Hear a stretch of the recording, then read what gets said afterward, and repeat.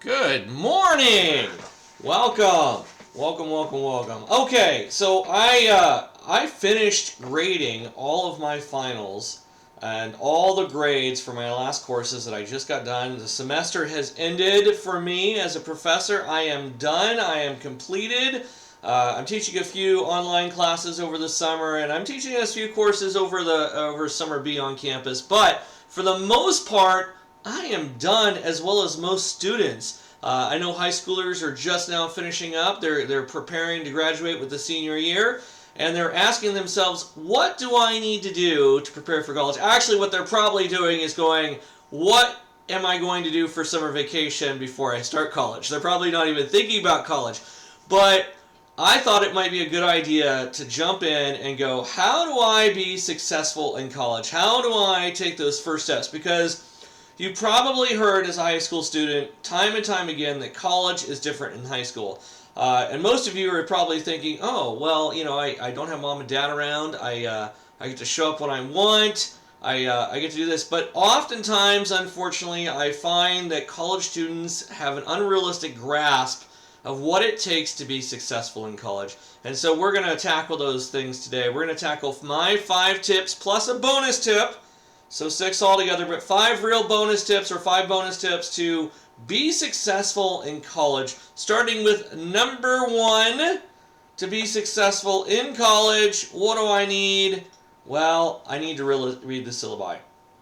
The syllabus provides the student with everything they need to know. They provide it with, hey, this is what we're doing on week 1, this is what we're doing in week 7, so on and so forth. When are my midterms? When is my final? What assignments do I have? What are my readings? The syllabus is your go-to platform for everything that you need to know about your college course. And a lot of high school students come into and think that, what's this thing? What do you mean that I knew ahead of time? Because I often hear from students that they didn't know there was an assignment coming up, even though we provide them with a calendar, we provide them with everything else. Unlike high school, college professors often, if not always, I have yet to see a college that doesn't, provide a syllabi of the class. And this syllabi it has all the policies, it has extra attention, places you can go to reach out for extra help, tutoring services a lot of times. It has a lot of the university policies.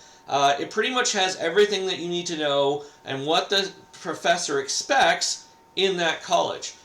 You'd be surprised how many students don't read the syllabi, and that syllabi is often available to students well before the class start date. Well before. Usually in most universities that I teach at, a week before the class actually starts, they make public the website, and students have access to that syllabi. They have access to the introduction forums, and they can kind of go through and see exactly what's going on within the course. So number 1, read the syllabi. I can't express how often I see students that don't even know what a syllabi is, let alone where to find it, and if they do, they don't read it. Number 2, I know, prepare for these graphics. If you're in college, you're heading to college, these graphics don't get any better. Know your deadlines. You'd be surprised. I am probably not one of the most strict, but I am probably middle of the road. I know professors that do not allow for late assignments. And I got to tell you, as a professor, I hate late assignments. I hate them. Some universities I teach at, they let students. It's all automatically in there and I can't touch it. Other universities say that I can decide what my late policies are. But know your deadlines regardless. I've seen students who have this idea in their mind that they can turn in assignments 2 or 3 weeks late and there won't be any repercussions for that. Now, usually this is in the syllabi. Usually it is. For me personally, I hate late assignments. I can tell you that most professors hate late assignments because when we're going through and we're grading, we want to grade it and be done. I know students that are like, I don't want to write the essay. It's 500 words. It's going to take me 3 hours. I want you to think about this, okay? You only have to write 1 essay. Most of your professors are reading 30, 50, even 100 essays of the exact same topic. You want to talk about boring? Trust me when I say professors hate reading his essays as much as you hate writing them, if not more. I'm having a problem talking today. So know your deadlines, because I can tell you right off the bat, me as a professor, if I can get away with giving you a 0 on an assignment because you missed the deadline, I'm going to. I hate grading that much, all right? Now, there are tricks to it. Read the syllabi. The syllabi will tell you what the process is for it, what the penalty is for it. Most of my classes, after it's late, it's 50% off, which means you're automatically failing the assignment. Even if you get 100% on the assignment, you're not really. You're only getting 50% because I do 50% off, and then after 7 days, it's a 0. So you literally have a week to turn in an assignment to get any points on that assignment whatsoever. And yet, time and time again, I see students that don't turn in assignments. One of the biggest factors in failing your courses is not meeting those deadlines, and you've got to meet those deadlines. I can't express it anymore. All right. Number 3, go to class. There is a direct relation to going to class and passing the class. All right. Now, I'm not talking about just physically showing up to class and playing on your phone. A lot of students start to realize that professors really don't care what you do in class. Some classes that you get will have 200 students in it. Some classes will have 50, some will have 30. My take on it when I teach on campus is, you're an adult. I'm not treating you like a kid anymore. Mom and dad are not going to come rescue you. Matter of fact, I can't even talk to mom and dad when you come to a college course without your permission. And 9 times out of 10, I'm not going to, because you're an adult. You are going to college, and as a college student, you are elevating yourself from teen to adult. Now, I don't care if you're 17, I don't care if you're 23, I don't care if you're 50. The fact is that simply by going to class and attending class and actively participating in class, i.e. taking notes, listening to your professor, ask your professor if they'll let you record in class. Some universities have actually provided and said, hey, you have to ask permission from the professor to record the session. I don't mind if students record in my class. I think it's a good idea for them to record in class. Sometimes I'll even provide those recordings for them for free. If I'm recording for another student who's sick, I did that a lot in COVID, where I had a student that would have COVID and they'd be out of the classroom and they would attend, and I would record that session for other students just because of the way COVID was going. But I got to tell you, a lot of professors, they won't let you record. It reminds me of, and I can't remember what movie it was, where the class was so boring, and so a student would leave their recording device. This was before phones and mobile devices, and they would put in a recording. At the end of the movie, the professor was lecturing on a recording device, and then the students were all the seats were taken up by recording devices. But anyway, that's I'm getting off on a tangent again. Go to class. There is a direct relationship between students attending class and actively participating in class and being successful in class. I can tell you right off the bat, if you're on that verge of not understanding the topic or understanding the material and barely passing class and failing the class, if I see you in class all the time, I am much more likely to let you pass the class. Even if you're on the verge of it, right? But if I never see you in class and you come to me and you're like, Professor, I know that I'm barely passing this class, but can you help me? I'm going to be like, who are you? Have you even been to one of my classes yet? And so show up to class. Believe it or not, it does play a role in your ability to participate, in your ability to pass that class, because you never know if that professor, or if you're going to need something from that professor. And I got to tell you, I've had students that don't show up to classes because I don't do participation on campus a lot of times if the university doesn't require me to. I don't do a roll call, right? I'm not a kindergarten teacher, so I don't do that. But I do notice that faces in my class. And I've had a student that showed up like 8 weeks. For the first 8 weeks, they didn't show up for class. And then they needed help because they were barely passing. I think they had like a 40 or 50% of the class at that stage, right? So it's still possible for them to pass, especially since a lot of classes are backloaded on the grades, meaning that the grades are more fluent, more recitable at the end of the class than they are at the beginning of class, because you're expected with finals and midterms and all. Anyway, the student wasn't passing, they were failing. And they asked if they could have more time to submit late assignments, and I was like, no, I don't even know who you are. But by the end of the class, they started to show up, and even though I knew that they hadn't showed up for the first 8 weeks of class, I took a little bit of pity on them, and I allowed them to pass the class with a C-. But they put a lot more work into it than just simply showing up to class. But show up to class. Show up to class. I can't stress that enough. You'll get more from your professor if you simply show up to class. All right. Number 4, talk to your professor. I have students that show up to class.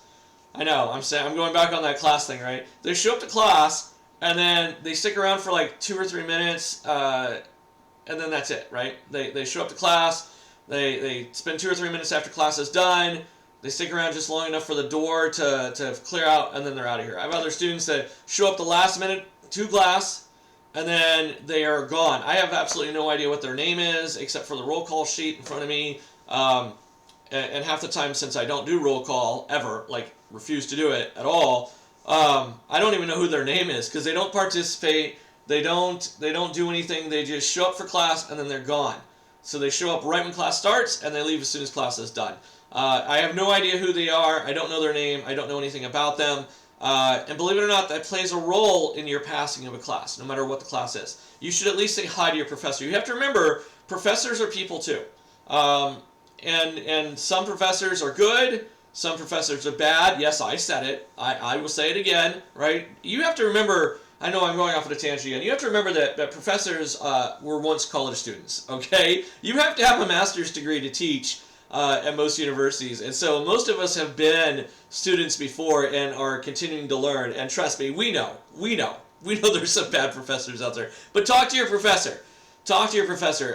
It goes hand in hand with that going to class portion of it. All right, number 5, final tip, except for the bonus tip, final tip to be successful in college.